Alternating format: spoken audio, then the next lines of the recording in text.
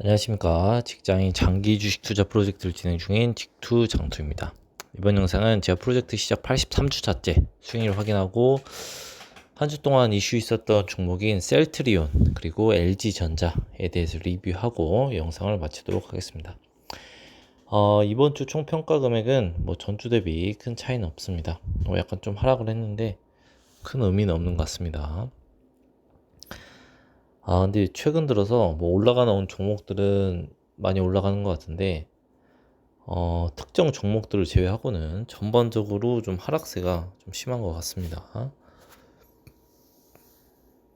헬릭 스미스는 다시 한번 이제 70% 밑으로 내려가는 것 같고요. 좀 충격적인 거는 셀트리온이 거의 이제 마이너스 50%에 육박하는 수준이 되었습니다. 일단 셀트리온 뉴스가 하나 나왔죠. 제가 사실 고점에 사긴 좀 높은 가격대에 주가를 매수를 하긴 했는데 사실 이 정도까지 떨어질 줄은 전혀 예상도 못했습니다. 이런 걸 봤을 때 주식이라는 거는 정말 알다가도 모르는 것 같습니다. 일단 내용을 보시면 이 셀트리온 이번 주 금요일 날에 크게 빠졌죠. 거의 12%나 이제 빠졌었는데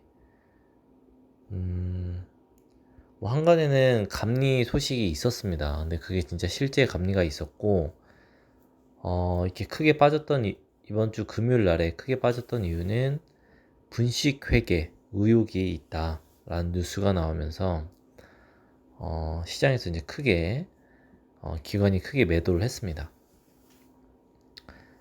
내주 중선이 논의하고, 금감원 검찰 고발 의견 있다라는 내용인데, 분식회계 내용은 재고자산 손실액을 고의 축소 정황이 있다라는 부분입니다.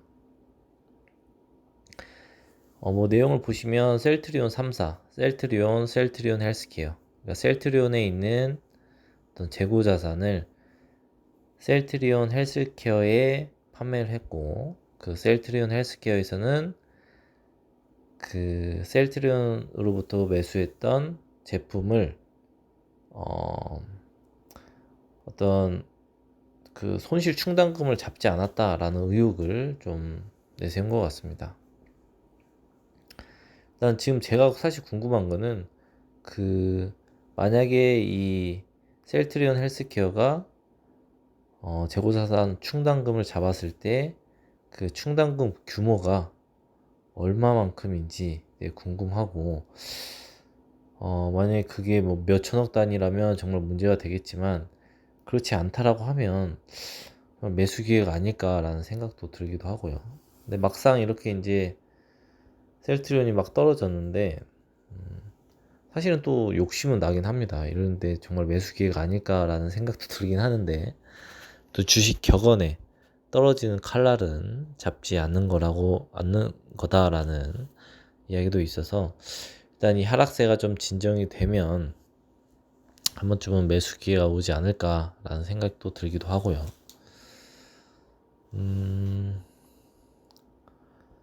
셀트리온 같은 경우에는 워낙 저력이 있는 기업이고, 2019년에도 이와 같은 큰 하락이 있었지만 다시금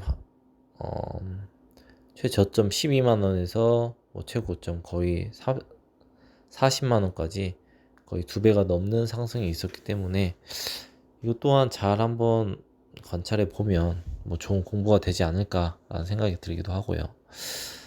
일단 개인적으로는 분식회계가 아니었으면 하는 바람이 있습니다. 어떻게 될지는 지켜보도록 하겠습니다. 다음은 LG전자입니다.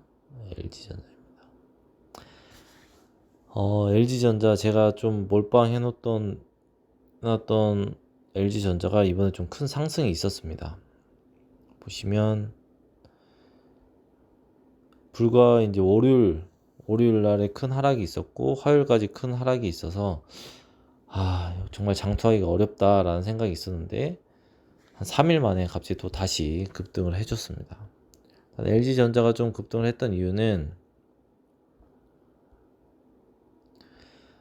요즘 시장이 어떤 차량 쪽 관련된 이슈가 있으면 좀 급등을 하는 것 같습니다.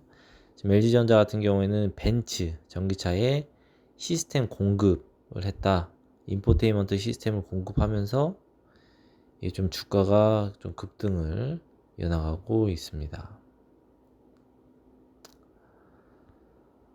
사실 지금 LG전자 같은 경우에는 애플카의 부품 공급을 할 거라는 기대감 때문에 좀 그런 모멘텀이 있는 가운데 이 벤츠 관련된 소식이 나오면서 주가가 약간 상승을 했던 것 같습니다. 역시나 LG전자는 향후에 그 전장 사업부가 흑자 전환 그리고 이 애플 쪽의 모멘텀 이 부분을 잘 좀 지켜보면 괜찮은 수익이 날 수도 있지 않나 라는 생각이 들고요. 이것도 또 이제 주식이 오르니까 이렇게 긍정적인 생각을 하는 건데 또 주식이 떨어지면 또 어떻게 될지 누가 알겠습니까? 일단 좀 좋은 공부 된다 생각하고 한번 계속 그 추이를 지켜보도록 하겠습니다.